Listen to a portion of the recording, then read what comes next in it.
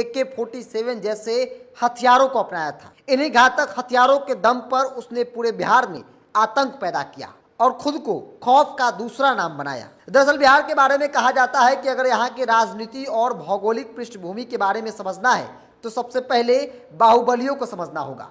सूरजभान सिंह, अनंत सिंह, आनंद मोहन, मुन्ना शुक्ला जैसे बाहुबलियों के बीच अशोक सम्राट भी एक नाम था, जिसने बिहार को अपने आतंक के खौफजदा कर दिया। माना जाता है कि अशोक की तूती बिहार समेत यूपी के गोरखपुर तक माना जाता है कि अशोक की तूती न सिर्फ बिहार में बल्कि उत्तर प्रदेश के गोरखपुर तक बोलती थी। बिहार का अशोक सम्राट ऐसा नाम जिसने सबसे पहले सूबे के जुर्म की दुनिया में AK-47 जैसे हथियारों को अपनाया। बेगूसराय में पैदा हुए अशोक सम्राट ने 90 के दशक में वारदातों के घातक हथियारों का इस्तेमाल करना शुरू किया। अशोक सम्राट के पास ऐसे हथियार थे जिन्हें बिहार पुलिस के अफसर ने उस वक्त देखा तक नहीं था। अपराधियों को काबू करने के लिए उनका इस्तेमाल करना तो दूर की कौड़ी थी। बिहार में अशोक सम्राट का काम नेताओं और बड़े बड़े कारोबारियों को संरक्षण देना था।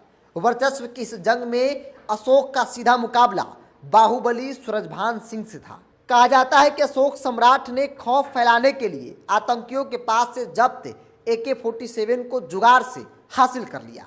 हालांकि इस बात की पुष्टि अब तक नहीं हो पाई है। उस दौरान 1993 में बिहार के DGP रहे गुप्तेश्वर पांडे बेगूसराय के SP हुआ करते थे।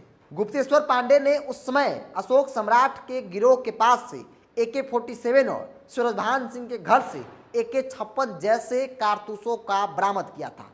एक इंटरव्यू में गुप्तेश्वर पांडे बताते हैं कि अशोक सम्राट उस समय बिहार में अपनी अलग सरकार चला रहा था और उसे कानून का कोई खौफ नहीं था। उनके कप्तान रहते हुए 1993 और 94 में बेगूसराय में 42 मुठभेड़ हुए, जिसमें बड़ी संख्या में लोगों की मौत भी हुई। अशोक ने उस दौर में कई लोगों की हत्या की। AK-47 से बताया जाता है कि अशोक को यह सब करने का दम अपने राजनीतिक आकांक्षाओं के संरक्षण से आता था।